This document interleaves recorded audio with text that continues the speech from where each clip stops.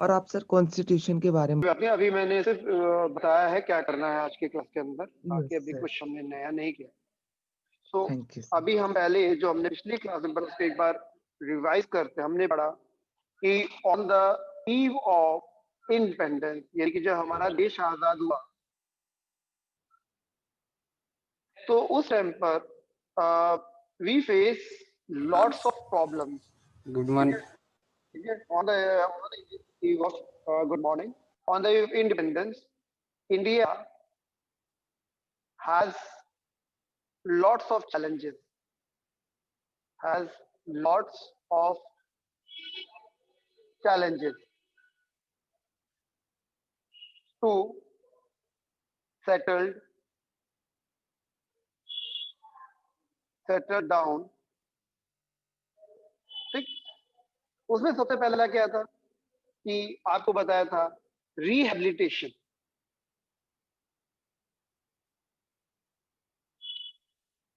ठीक है ना, आपको बताया था क्या सबसे पहला रिहेबिलिटेशन था कि rehabilitation of refugee.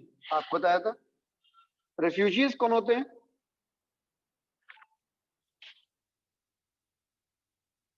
The person who comes to another part after leaving their native place।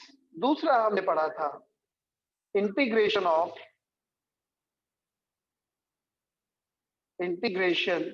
Of princely states.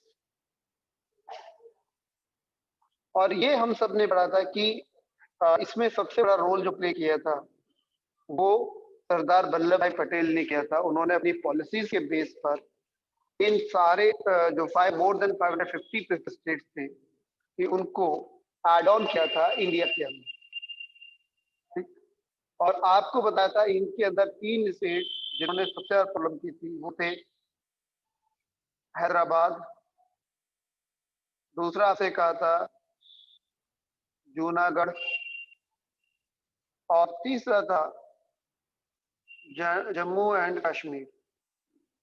लेकिन इनको भी सरदार पटेल, जिनको आयरन मैन कहा जाता है, उन्हीं के ही एफर्ट्स से ये पॉसिबल हुआ। उसके बाद जो थर्ड हमारे सामने चैलेंज था to increase the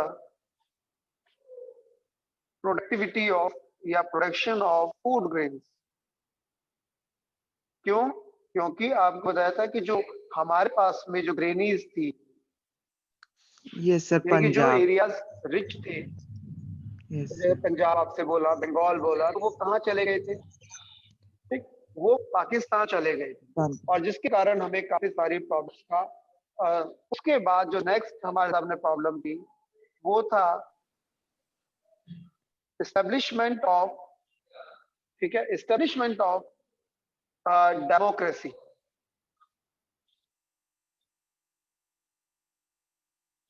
democracy in our country. और डेमोक्रेसी के लिए जरूरी था फॉर्मेशन ऑफ न्यू कॉन्स्टिट्यूशन, जो हमने 2 साल 11 महीने के अंदर पूरा किया। और फिर 26 नवंबर को हमने 26 नवंबर 1949 को हमने उसको कंप्लीट किया और इम्प्लीमेंट उसको एडॉप्ट, जो हमारी कंट्री थी उसने इम्प्लीमेंट किया 26 जनवरी 1930। ये लास्ट मैंने पढ़ा भी था कि 26 जनवरी सर 1930 क्यों, 1950। और फिर हमने पढ़ी थी सॉरी 1950 30 की वजह से ही हमने इसको 50 में इम्प्लीमेंट किया था, है ना। अब इसके बाद अब जो हम पढ़ेंगे वो हम पढ़ेंगे कि कंस्ट्रक्शन ऑफ न्यू स्टेट। ठीक है, कंस्ट्रक्शन ऑफ न्यू स्टेट। अब पहले जो आज का तमिलनाडु है, ठीक, आज का तमिलनाडु जो है वो एक टाइम पर ऐसा नहीं था। पहले उसको मद्रास कहते थे, मद्रास प्रोविंस के नाम से था। और उसके अंदर आज के जो आपका आंध्र प्रदेश है, केरल है, ठीक, उसके बाद आपका तमिलनाडु और आपका कर्नाटक, ये सब उसमें आते थे। चारों के चारों जो स्टेट थे वो आते थे उसके अंदर। इसी प्रकार से आपका मुंबई प्रोविजंस था। मुंबई के अंदर आज का जो आपका गुजरात है, महाराष्ट्र है,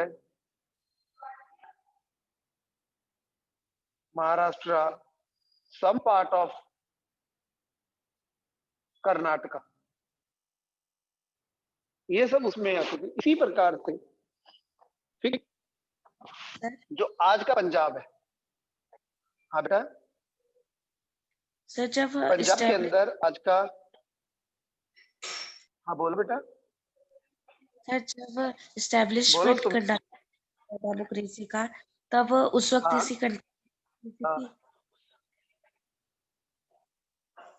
आवाज नहीं आ रही बेटा, दोबारा से बोलो। सर मैं कह रहा हूँ कि जब इस्टेब्लिशमेंट डेमोक्रेसी करना था, तब किसी कंट्री में डेमोक्रेसी थी। हाँ बेटा, वर्ल्ड की बहुत सारी कंट्री में, अमेरिका में थी, फ्रांस में थी, ऐसा नहीं है। ब्रिटेन के अंदर डेमोक्रेसी थी, बहुत सारी कंट्रीज डेमोक्रेटिक थी। न्यूजीलैंड में डेमोक्रेसी थी, ऑस्ट्रेलिया में डेमोक्रेसी थी। ऐसा नहीं कहते थे डेमोक्रेसी कहीं नहीं थी, डेमोक्रेसी थी। बट हम भी चाहते थे कि हमारे यहाँ भी डेमोक्रेटिक फॉर्म ऑफ गवर्नमेंट हो। अब आपसे कहा पंजाब जो था उस टाइम पर, और ठीक है, जो क्या कहते हैं कि हमारे यहाँ पर क्या है कि आपने देखा जो कॉन्स्टिट्यूशन है उसमें बहुत सारी लैंग्वेजेस बोली जाती हैं कि Yes. ये कहा जाता है कि इंडिया के अंदर वर्ल्ड की two third languages of world are spoken in India. ठीक है, ठीक है ना। तो आपसे कहा कि जब बोले आता तो वहां पर कितनी सारी प्रॉब्लम होगी। तो इन्होंने कहा कि जो हमारा पहले कॉन्स्टिट्यूशन बना, कॉन्स्टिट्यूशन के अंदर सबसे ज्यादा इसी चीज पर चर्चा हुई थी। और क्योंकि हिंदी लार्ज स्केल पर बोली जाती है, हिंदी को एक्सेप्ट की गई है, बट उन्होंने कहा कि हिंदी अभी साउथ में नहीं बोली जाती, इसलिए इंग्लिश को एक ऑफिशियल लैंग्वेज के तौर पर यूज किया जाए। लेकिन हिंदी के साथ साथ 21 अदर लैंग्वेजेस को भी कॉन्स्टिट्यूशन के अंदर एक्सेप्ट किया गया था। ठीक, तो उसके साथ साथ जो पोट्टी श्री रामुलु, इन्होंने हंगर स्ट्राइक भी की थी for the formation of Andhra Pradesh. ठीक है, और जिससे क्या हो, इसी प्रकार से फिर एक नेशनल स्टेट कमीशन बनाया गया, जिसने बताया गया जो 1 अक्टूबर 1951 में बना, उसने रिपोर्ट दी। और फिर सबसे पहले 1953 के अंदर मद्रास से अलग होकर आंध्र प्रदेश एक न्यू स्टेट बनता है 56 के अंदर, जो आसाम, बंगाल, उड़ीसा, तमिलनाडु, मलयालम, कन्नड़, तेलुगु, इन सबको अलग करके एक नए स्टेट बनाया गया कब? 1 अक्टूबर 1956 को। फिर 1960 के अंदर जो बॉम्बे था उसको 2 स्टेट्स में डिवाइड कर दिया गया, महाराष्ट्र और गुजरात के अंदर। इन 1966 जो पंजाब था उसको किसमें डिवाइड कर दिया गया? उसको डिवाइड कर दिया गया पंजाब और हरियाणा के अंदर, और बाद में उसको डिवाइड कर दिया गया पंजाब और हिमाचल प्रदेश के अंदर। इस तरह से जो आपसे कहा कि हमारे यहाँ पर बहुत सारे जो न्यू स्टेट्स हैं वो फॉर्म्ड हुए। ठीक है, कई सारे जो स्टेट्स हैं वो उनका फॉर्मेशन हमारे यहाँ पर होता है। अब आपने देखा कि यदि हम अपने कॉन्स्टिट्यूशन प्रॉपर नहीं बनाते तो हो सकता है कि हम लोगों को भी श्रीलंका की तरह से सिविल वॉर फेस करना पड़े। एक केस स्टडी आपकी बुक में भी दी हुई है, क्योंकि 1956 में जो श्रीलंका की गवर्नमेंट थी उन्होंने क्या किया, उन्होंने जो एक एक्ट पास किया जिसके अकॉर्डिंग उन्होंने सिंगला जो वहाँ की मेजर स्पीकिंग लैंग्वेज थी उसको ऑफिशियल लैंग्वेज बना दिया। तमिल जो दूसरी लैंग्वेज स्पीकर्स थे उनको कोई राइट्स नहीं दिए। तो उनका इम्पैक्ट ये निकला कि वहां पर जो एक डिवीजन स्टार्ट हो जाता है और उन्हें भी इंडियंस को भी पता था कि कहीं ऐसा ना हो कि हम लोग भी ऐसे डिवाइड हो जाए और ऐसी प्रॉब्लम को फेस, इसलिए इंडिया ने on the basis of language ये फॉर्म द स्टेट। हमारे यहाँ जितने भी स्टेट फॉर्म हुए on the basis of language, है ना। पंजाबी पंजाब, हरियाणवी या हिंदी के लिए बनी हमारी हरियाणा। राजस्थानी लैंग्वेजेस के लिए कौन सी थी? राजस्थान। गुजराती के लिए राजस्थान, गुजरात, महाराष्ट्र, है गुजरात, ना। तो ऐसे करके हमारे मराठी के जितने भी लिए स्टेट्स, महाराष्ट्र, कन्नड़ के लिए कर्नाटक, मलयालम के लिए केरल, तमिल के लिए तमिलनाडु, तेलुगु के लिए आंध्र प्रदेश, उड़िया के लिए उड़ीसा। ऐसे जो है सर अलग आपको अलग तो सारी लैंग्वेजेस याद है। ज्यादा लैंग्वेज। असमिया के लिए आपको पता ही आसाम बना। आपको पता है पहले Yes, नॉर्थ ईस्ट में एक ही स्टेट था आसाम, फिर इसको 7 स्टेट में डिवाइड किया गया, इसलिए उनको 7 सिस्टर्स के नाम से भी जानते हैं। ठीक है। और जब सारी चीजें हो गई तो डेवलपमेंट के लिए इंडिया ने आफ्टर इंडिपेंडेंस, बिल्कुल सबसे बड़ी प्रॉब्लम हमारी क्या थी? हम बैकवर्ड थे। वी आर बैकवर्ड, है ना। We are backward. So on 15 March 1950 Planning Commission was set up. कौन किया गया? प्लानिंग कमीशन जो है वो सेटअप किया। प्लानिंग कमीशन को सेटअप करने का जो कॉज था कि इसका काम ये था वो कैसे डेवलप करें कंट्री। कंट्री को डेवलप करने का मेथड क्या हो, उसके लिए उन्होंने प्लानिंग कमीशन को बनाया और ये कंसेप्ट सोवियत संघ से लिया। किससे लिया गया? सोवियत संघ से लिया गया। ठीक। और उन्होंने कहा कि गवर्नमेंट जो है दोनों सेक्टर्स को अपना इंपॉर्टेंस देगी, चाहे प्राइवेट हो चाहे पब्लिक सेक्टर। उन्होंने कहा कि दोनों साथ साथ चलेंगे, जिससे क्या हो कि कंट्री के अंदर जो एम्प्लॉयमेंट अपॉर्चुनिटीज है वो क्रिएट हो। ठीक है। और जो प्रोडक्शन है वो भी इंक्रीज हो। फर्स्ट ईयर प्लान जो 51 से 1956 तक था उसमें फोकस था वो था एग्रीकल्चर। सेकंड प्लान बनाया गया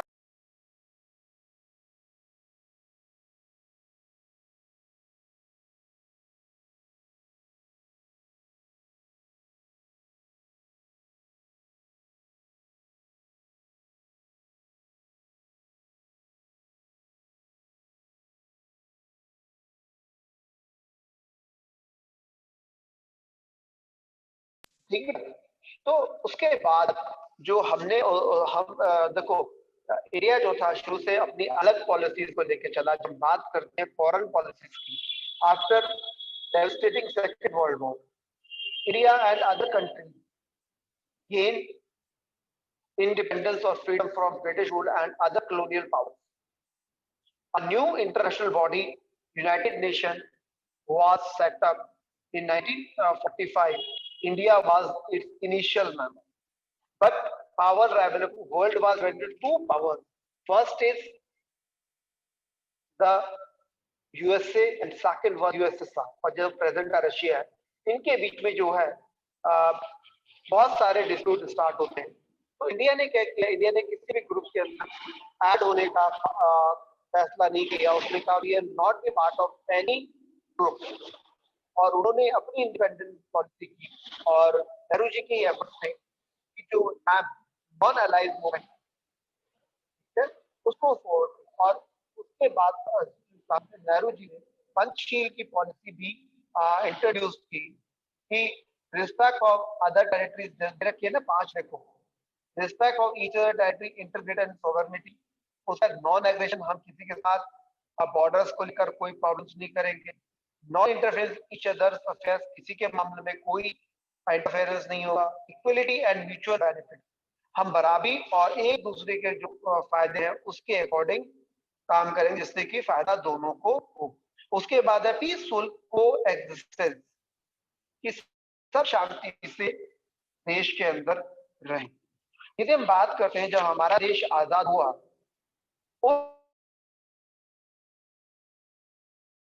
उस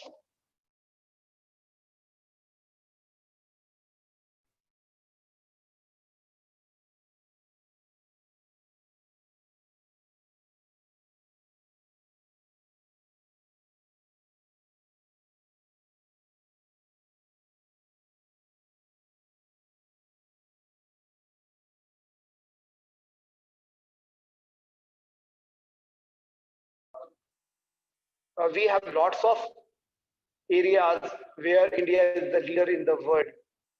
तो चाहे फिर वो हेल्थ हो, है ना, क्योंकि यदि मैंने आपको बताया भी था कि जब देश आजाद हुआ उस समय पर जो हमारी एवरेज लाइफ थी वो सिर्फ 52 ईयर्स थी, जो आज इंक्रीज होकर 34 ईयर्स हो गई। उसके बाद में यदि हम बात करें तो India is a secular state. It means एक ऐसा स्टेट बनाया गया कि जहां पर किसी भी रिलीजन को कोई भी ऐसा गवर्नमेंट किसी भी रिलीजन को अडॉप्ट नहीं किया। All people are free to accept और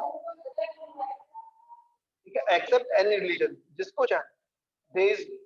बट हम कह सकते हैं कि there are huge economic difference between the poor, a large section population continue to be below in poverty line. अब हम देखते हैं क्विक रिवीजन, ठीक है। क्विक रिवीजन के अंदर हम देखते हैं तो क्या है। सबसे पहले पहला क्वेश्चन क्या है, प्राइम मिनिस्टर जवाहरलाल नेहरू और Sardar Patel were in favour of creating different state on the basis of languages. It is true और फॉल्स? ट्रू। ट्रू, ठीक है। The new state of Andhra Pradesh come into existence कब आया था? 1 अक्टूबर 1953। कब आया था? 1 अक्टूबर 1953, ठीक है बेटा। नेक्स्ट है, Yes. Singla was solo official language in Sri Lanka. This statement is true or false? True. True. ठीक है। What was the first task of government after independence? आपको बताया सबसे पहली प्रॉब्लम क्या थी हमारे पास? Rehabilitation of refugees. Refugees, बिल्कुल है ना। उसके बाद नेक्स्ट है, Indian foreign policy is of peaceful coexistence is called Panchsheel. Panchsheel. ठीक है। अब आते हैं हम बैक सर 2 मिनट वेट कर लो सर, ये लिखना है थोड़ा सा। लिख लो। यस। ठीक है। अच्छा आ जाओ, who was the chairman of Jawaharlal planning Nehru. Commission? बिल्कुल सही है, क्योंकि ध्यान रखना प्लानिंग कमीशन या नीति आयोग के जो चेयरमैन है वो हमेशा प्राइम मिनिस्टर होते हैं, ठीक है। यस। कौन होते हैं? Prime minister. तो कौन थे? जवाहरलाल उसके बाद Nehru. Next, which of the following is true about constitution of India? Sir, Sir, all of first, all of these. All of these. So, provisions of Bombay was divided into two separate states in the year 1960. sir क्या? उसके बाद fourth 1960 में, okay sir. ठीक है। तो उसके बाद next आता है, who is the guardian of constitution? Supreme Court। ये दोनों तो पहले बेटा सुप्रीम कोर्ट का, और पहला का आंसर है that is also known as Iron Man, सरदार सरदार वल्लभ वल्लभ भाई पटेल। ठीक है। on 15th March 1950 Planning commission Sir, was क्या? set up। बेटा सर एक बार रिपीट करना, सेकंड का आपने क्या बोला? 15th March 1950। मैंने बोला on 15th March 1950, ठीक है। यस। उसके बाद नेक्स्ट है, उसका भी है सरदार पटेल, ठीक है। नेक्स्ट का भी सरदार पटेल है। ये 2, ये 3, 4। आज अटेंडेंस के लिए कितनी देर से कितनी बार चेक कर लिया मैंने। इंडस्ट्री में ना देखो, second 5-year plan 1961 was focused on the development of sir industry industries और food and grain. building the and dams attendance कोई एमबी थोड़ा होती है। industry and dams। Dash list contain, उसको कहते हैं कंटेंट लिस्ट। फिफ्थ का है कॉन्ट्रेंट लिस्ट, ठीक है। अब आ जाओ, पहले का ट्रू, ठीक है, दूसरे का फॉल्स, तीसरे false, fourth principle of mixed economy adopted by the Planning Commission, true, India foreign policy, ये भी ट्रू है ना। यस अब सर। हमारे रह गए क्वेश्चन आंसर, वो हम कल की क्लास में करेंगे, ठीक है बेटा। Yes sir, thank you. तो फिर हम लोग कल मिलेंगे अपने रेगुलर टाइम के ऊपर, फिर हम इसके क्वेश्चन आंसर करके खत्म करेंगे, ठीक है।